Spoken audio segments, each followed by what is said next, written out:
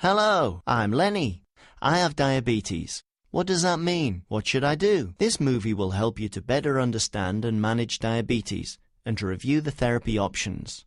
2007 and 2008 are declared Year of the Child with Diabetes by the International Diabetes Federation, IDF.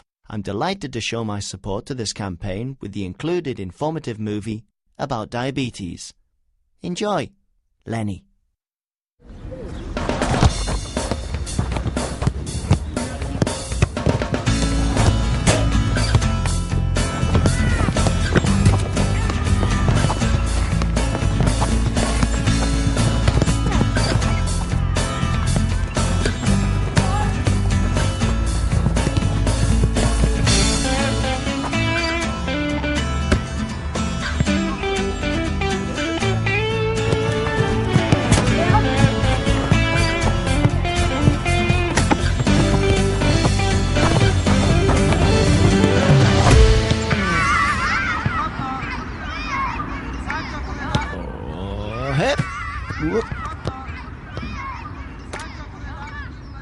Hi, I'm Lenny. And you? Hep. Hi. Me? I'm Julian. Hey, they're all playing and you're sitting over here all on your own. Why? Oh, I'm not allowed to play and I can't, I don't even want to. Do you know what? Why don't you just tell me exactly what's wrong with you, okay? Well, you see, I've got diabetes. It started a few days ago. I was really thirsty all of a sudden. I didn't really notice it.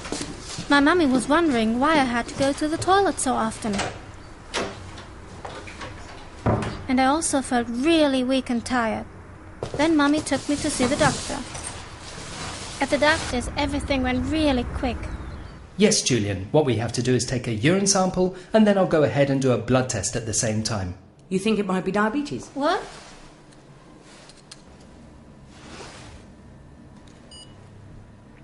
Yes, Julian. I really think you do have diabetes, as your mother correctly assumed just now. What does that mean for Julius, and what do we have to do? Well then, firstly we'll have to get his body to adapt to the changes. You see, he's been lacking insulin for some time. How long for, we'll see from his HbA1c values, which you could say are something like an average of your blood glucose levels over the last 3 months. What's important now is to adapt your dosage of insulin to your blood glucose level, so that you can live a normal life. Will everything have to change then? Yes and no. You'll learn all about it as his body is making the adjustments. And now you're really frightened, aren't you? I am. I don't understand it, and I just don't want it. I know where you're coming from. But hey, kiddo, you know you're not the only boy who's got diabetes. There are so many people who have diabetes. And you know what? I'm one of them too. What, you? But you're big and strong, and I bet you aren't frightened at all. Yeah, that's true. I'm big and strong, and I'm not frightened either. But the reason for that is I know a lot about diabetes. We're only really scared of things we just don't know about, right? Yes, sure. While we're on this subject, do you know just exactly what diabetes is and how it starts?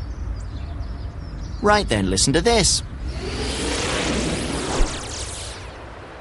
Diabetes is not a new illness. It's been affecting humans for more than 3,500 years.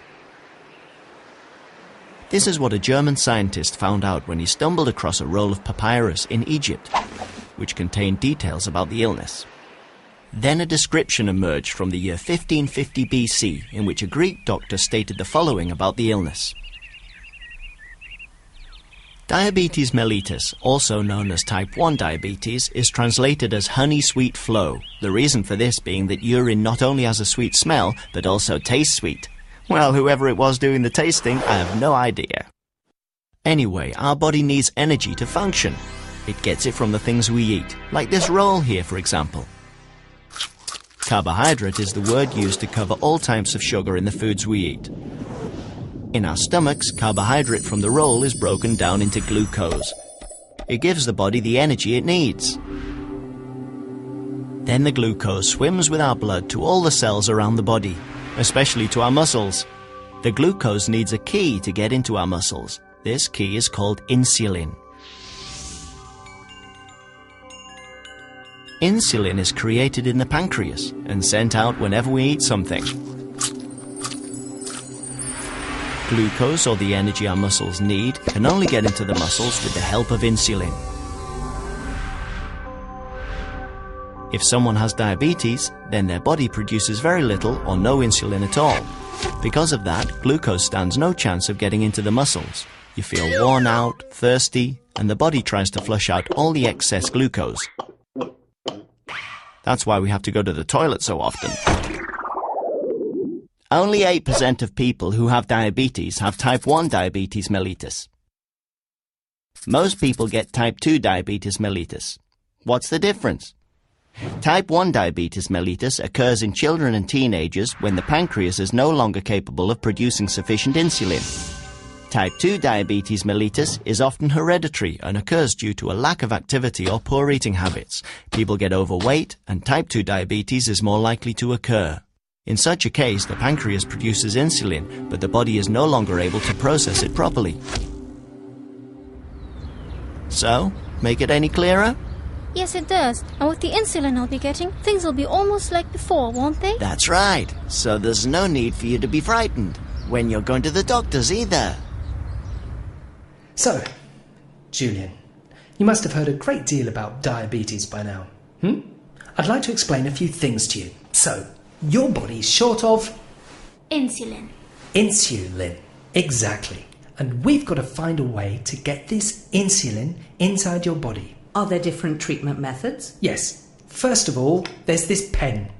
It works just like an injection. It's got a really fine needle at the front and an adjuster wheel at the back. And using this adjuster wheel, you can set precisely the amount of insulin you want to inject. There's long-lasting insulin, which provides you with a basic dosage for the entire day. There's also short-acting insulin. You have to inject this before having a meal. It regulates your glucose level after eating. It really depends how much CUs, or carbohydrates, you intend to eat. You have to consider this before every meal. Or there's this pump. It consists of this pump here and this infusion set. And together they continuously supply your body with small doses of insulin via a catheter. It works almost as your pancreas would if it was still functioning properly. But it's extremely important that Julian knows how many CUs he'll be eating before he has his dinner. Right, you need to work it out. And when you've worked it out, you can simply press the button on the pump to provide yourself with an extra portion of insulin. And that's what we call a bolus. And with both methods, it's important that you measure correctly. I've got everything here you need for measuring, and it would be great if you could show me how you're going to do it. Yep. So this is the blood glucose meter, some test strips, and the finger prick. Just pretend you're doing it for real. First, you place the test strips in the meter. And then a prick. And then blood onto the strip. And then travels up to the meter. How long do you have to wait? 5 seconds. Great, Julius. That's fantastic. Julian's a natural.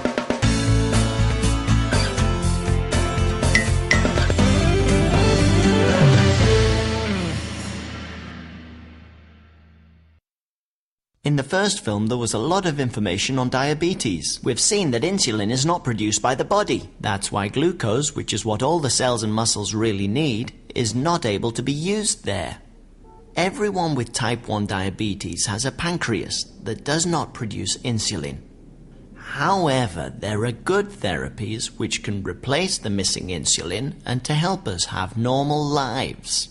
The more we know about diabetes, the less worry this condition will be for people that deal with it every day. And always remember this: you're not alone. I can name many other kids and adults with type 1 diabetes. And there's me too, Lenny. Let's take a look at everyday life and diabetes situations. To start, I'd like to show you how our pancreas used to work when things were going well overall, right? Then I'd like to show how the individual therapies and the replacement insulin can be used best. This information is very important for finding a therapy option you like. This choice taking depends on you. Best if you decide how to treat your diabetes with the doctor. If you don't have diabetes, the pancreas produces precisely the amount of insulin the body needs throughout the course of the day. It depends on whether we are, for example, active or sleeping. This is called nutrition-independent insulin requirement. And we also need an extra amount of insulin when we eat food because our blood glucose rises after eating, so mostly at breakfast, lunch and dinner. It follows that this is our nutrition-dependent insulin requirement. If you have diabetes, the pancreas does not supply nutrition-independent or dependent requirements. Therefore, you have to provide it to your body. There are different ways to do this.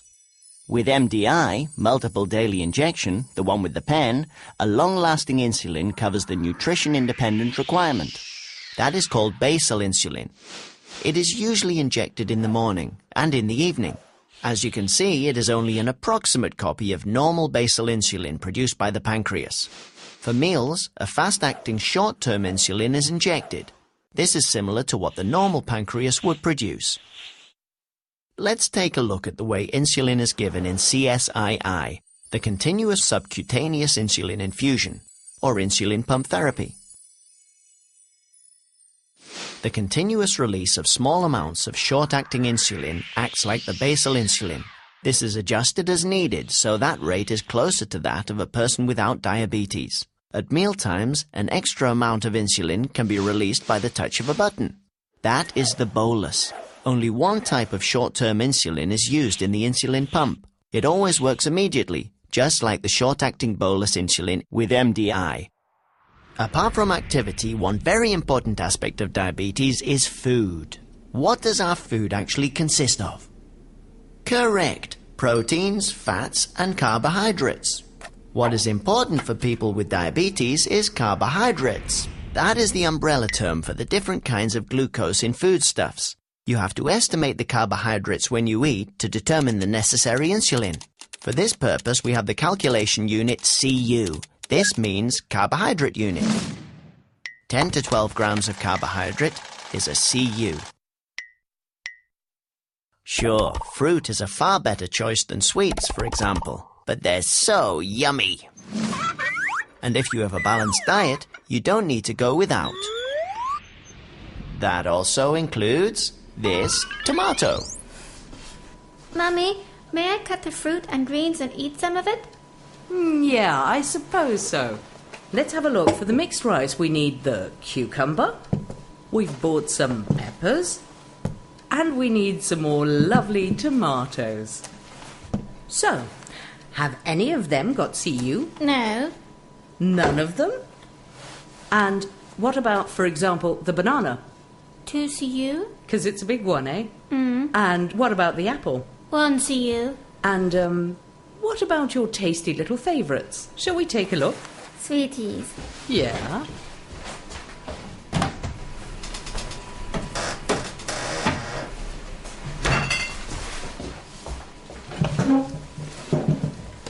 That's a chocky bar. How many for it? 1 CU? Yeah, that's true. And the pudding? Oh, I've forgotten. So let's take a little look at the CU table, okay? And what's it say? 1.5 CU. Super! But not until after your meal. Some sweet things have a lot of carbohydrate, just like pizzas, chips, and spaghetti. However, there are also lots of foods which don't contain any carbohydrate at all. They include meat and sausage, eggs, cheese, and many different types of vegetables. Very important before eating, and when playing or doing sport, is blood glucose measurements. People with diabetes should always have a meter with them. Jules, time for food. Don't forget to test. I'm in the middle of it. Oh, and don't forget to wash your hands. Already done. Good.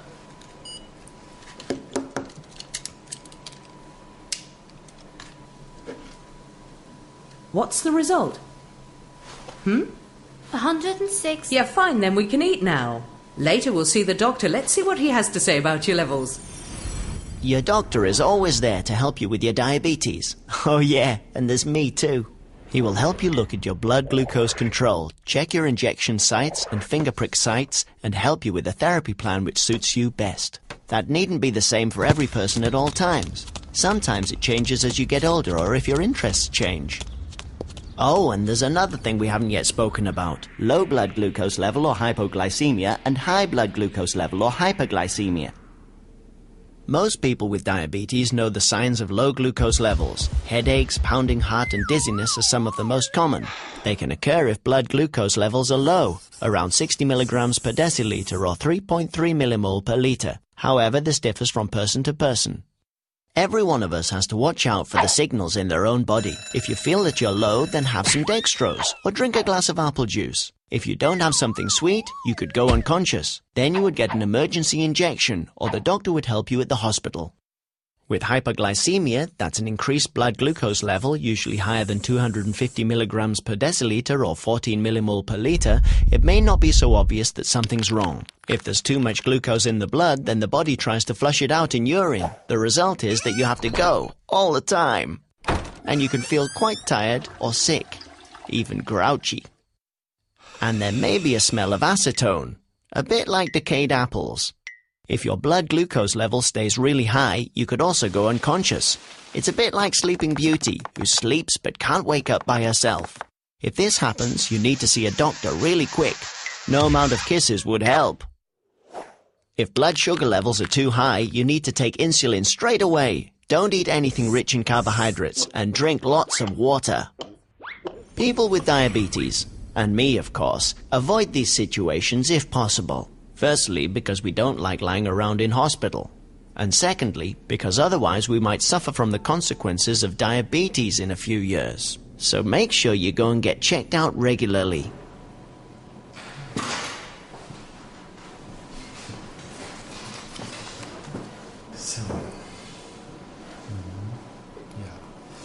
Good. The levels are naturally erratic, but that's quite normal for a little bit... Oh, excuse me. I mean a young man of almost 8. How's he getting on with the injections? You know, he's getting there. He's so very brave, but, you know... Yes, I can imagine. It's very common. We've spoken about different therapy options. Each has something in his favour. First of all... What ends up being the best choice is something you decide together with the doctor. To stay with injections or decide for the pump. Well, it's probably best if you just try it out. So tell me, Julian, are you thinking about the pump or do you think the pen's best for you? I really don't know. I'm thinking about it. Can you hold my ice so I can give myself a jab?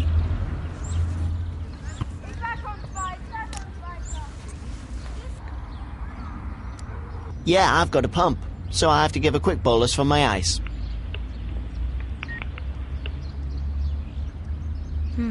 Ah, of course you don't know about that. I'm taking a bolus right now. Yeah, it's really practical. And now slurp down that ice. The team's waiting for you.